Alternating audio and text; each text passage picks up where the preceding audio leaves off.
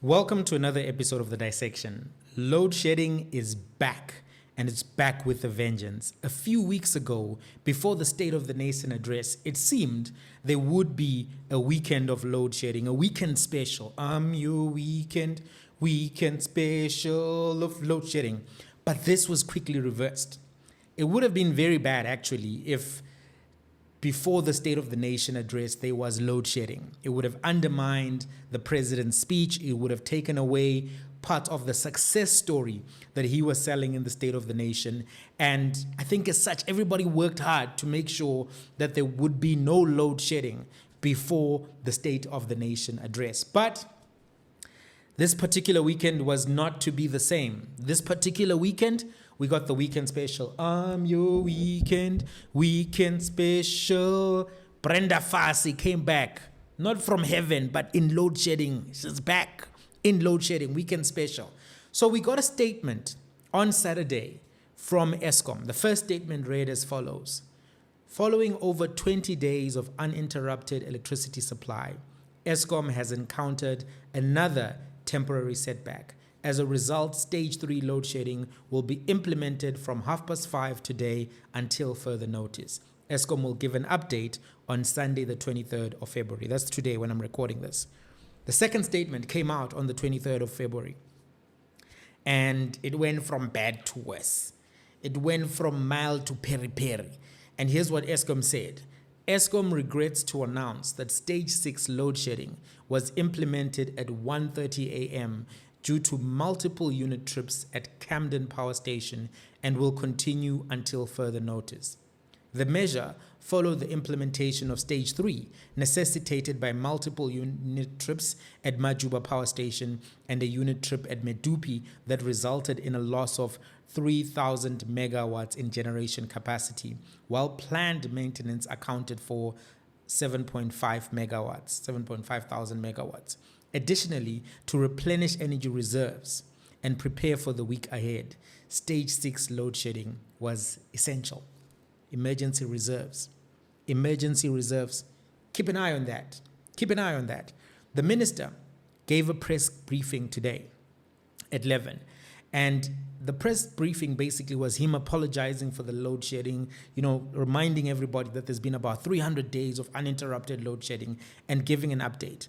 He made specific and explicit comments that they went to National Treasury last year to ask for funding because Eskom is in a difficult financial position and needs to strengthen the balance sheet. They need to strengthen the balance sheet, he said, to deal with issues of cash flow and liquidity. This is going to matter for this episode, and I want to talk about something that is very specific to the issues of funding of Eskom and how they relate to these breakdowns. I'm going to look at one of the questions around where the Eskom money is going. Before we look at that directly, we need to be quite honest. Load reduction. Let's talk about it. The reality is, even though we are now going to stage 6 of load shedding, part of our conversation around load shedding has been incomplete because we have not discussed robustly the issue of load reduction. The townships have been going through 4 hours of load shedding on a regular basis. If you look at some of the townships, they have 2 weeks of 4 hours of load shedding. That has been happening consistently throughout this whole narrative of 300 days of no load shedding, etc. In the townships, twice a week, they have been experiencing load shedding. So in as much as it was given a new name, a rose by another name is still a rose, or something to that effect. That's a Shakespeare quote, right? So I think we need to be cognizant of that reality as we have this conversation. Now to the main chat. I want to talk about the budget, the delayed budget. Remember that budget that the DA saved the day by blocking a VAT increase, and then the ANC said, no, we also wanted this thing to be delayed. Then all of a machiga, here we are. All of a machiga rather, here we are today. This load shedding comes at a curious time. It comes just after the delay of the budget speech, which was going to announce a 13.3 increase in value-added tax. Remember, the increase is from 15% VAT to 17% VAT. That was the proposal. But it's not a 2% increase. Increasing something from 15% to 17% means that you've actually increased it by 13.3%. Right? Remember all of that stuff we used to do in school about percentage increase? So at this particular moment, I'm concerned about the timing. There's no coincidences in politics, and timing is always something that you should pay attention to. Timing and the money. You know, the great philosopher Karl Marx used to say, connect the dots. Connect the dots. I'm kidding, it wasn't Karl Marx, it was Pravin Gordhan. But he used to say that. You say if you connect the dots, follow the money, you will see. So I genuinely hope this is not a way of manipulating the public into supporting a 2% VAT increase. You know, there's this book I often refer to called Manufacturing Consent. In fact, I have a copy. Here's the book, Manufacturing Consent, The Political Economy of the Mass Media. And this book is actually about how the powerful government, business, use instruments of the media to manufacture consent, which is to make the public take a position or agree with the position that they want the public to agree with. And they have various tactics that they use in order to achieve that. So you should get this book. It's a very difficult to get book. You won't find it at Exclusive Books. I found it at Loot, but you won't find it in many places. But it's an important book to have. And I've mentioned before that we're going to be doing a book club. The book club is coming in March. It's going to be part of memberships. And we're going to do book club analysis, book club exclusive content for members. I'm going to give you more information on that. And one of the books that we're going to be looking at is Manufacturing Consent. We need to be aware of how we are being used by billionaires, whether they are Sbalis or they're not Sbalis, to manufacture consent. It's a critical book that you need to own, have in your bookshelf, work through, and you should get it. Loot.com, I think, is where, .coza is where I found this one, but it's a difficult book to get. Anyway, what I'm trying to say is I hope that this is not part of manufacturing consent. Why would there be a need to manufacture consent? Because Eskom needs more money. Eskom needs money, and there's some costs that you need to be aware of from last year, which show how much money Eskom needs in addition to what they're being allocated. There's something that you need to be aware of known as deviations. Last year, the National Treasury made a presentation at the Standing Committee for Appropriations, and they discussed this issue of deviations. And today, as load shedding returns with a bang, with a bite, I think it's time for you to know more about this issue of deviations. You know, the Bible says, my people perish for lack of knowledge. And it's in a scripture context, but I think it applies across the board. When we don't have knowledge as the public, we can be played by politicians. They can manufacture consent. They can get us to make decisions which adversely affect us and benefit them. So before we go into the discussion about deviations, you need to know what is the primary energy breakdown and cost breakdown at Eskom. And I'm going to put these on the screen for you to look at as well. So the main energy sources for Eskom and power generation in South Africa come from 4 places. The first is coal power. 81% of the energy generated comes from coal power. And coal power stations cost Eskom 83.8 billion in the last year. 83.8 billion, 48% of the cost breakdown went towards coal power. 48%, 83.8 billion. Independent power producers, Abu Patrice Motsepe, these guys who, and Patrice, by the way, has gotten a lot of contracts in the IPP space. In fact, in that bid window, I think it was bid window 6, he got 50% with his consortium called Ikamva Consortium, where he's one of the entities there with Mainstream Renewable and Globlack and H1N1, something like that. Those are the companies that won that particular tender. So independent power producers produce 9% of the energy in South Africa, but they cost 27%, 47.8 billion. 47.8 billion. Do you see that?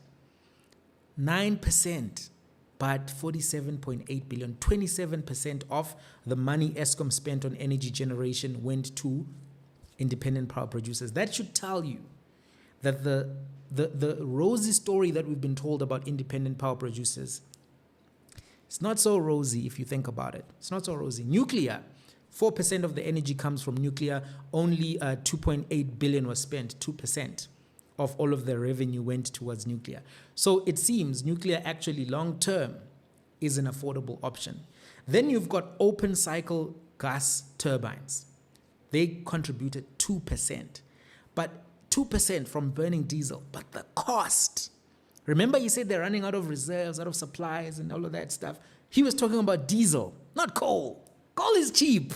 It's the diesel that's chowing, because that 2% cost Eskom last year 23.9 billion, or 14% of the money that they spent on costs for energy.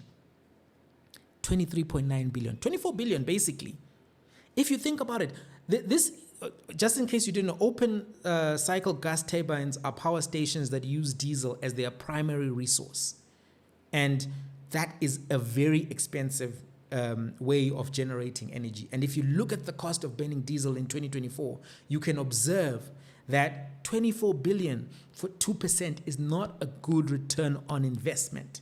And sometimes, you know, when there's rugby or something to that effect and they don't want any load shedding, they will go to this particular resource and burn diesel.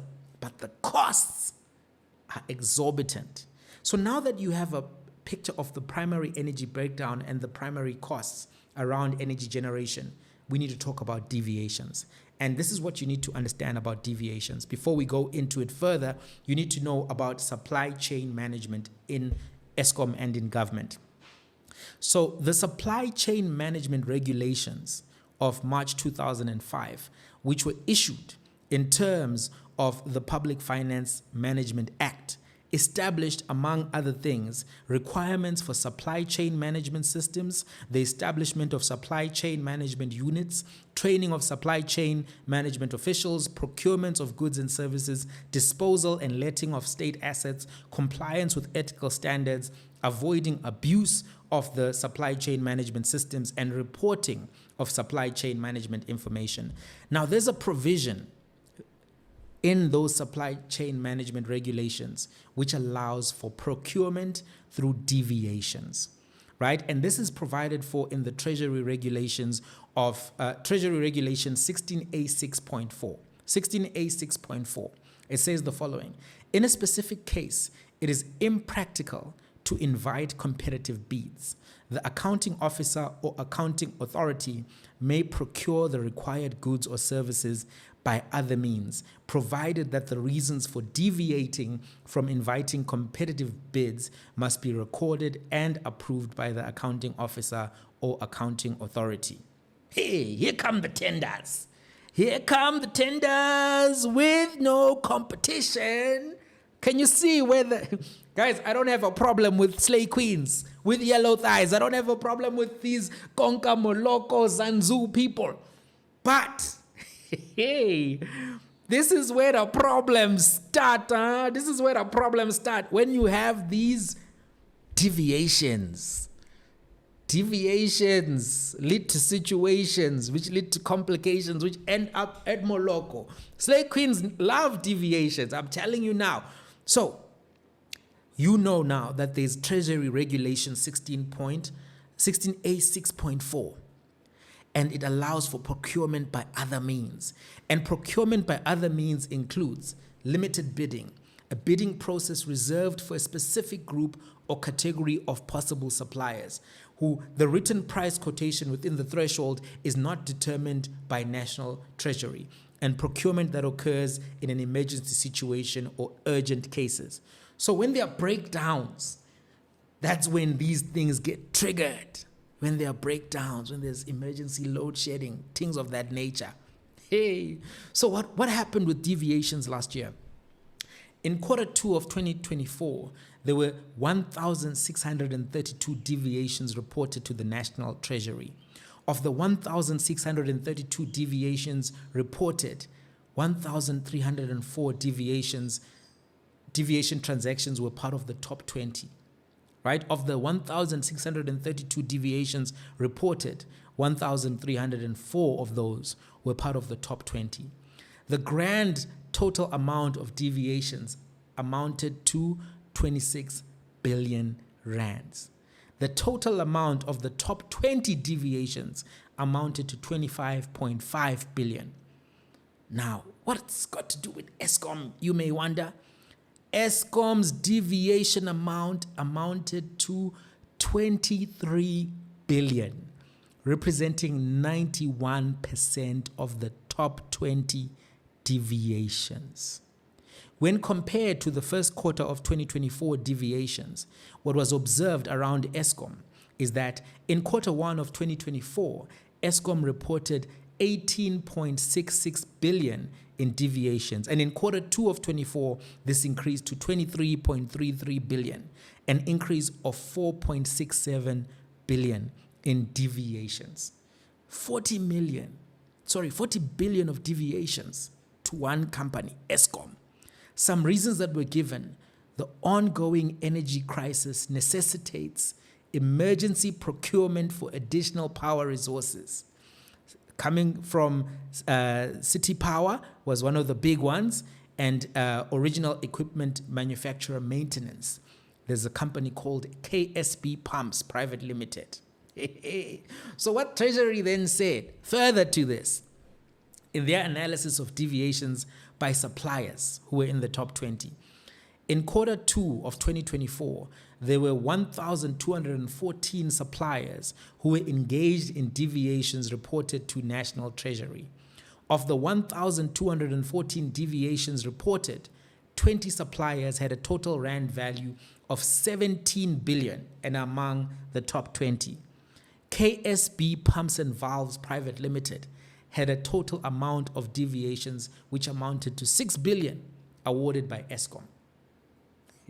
Can you see this deviation issue, the burning of gas? Can you see now why I'm linking the budget announcement delay, the stage 6, and the deviations together?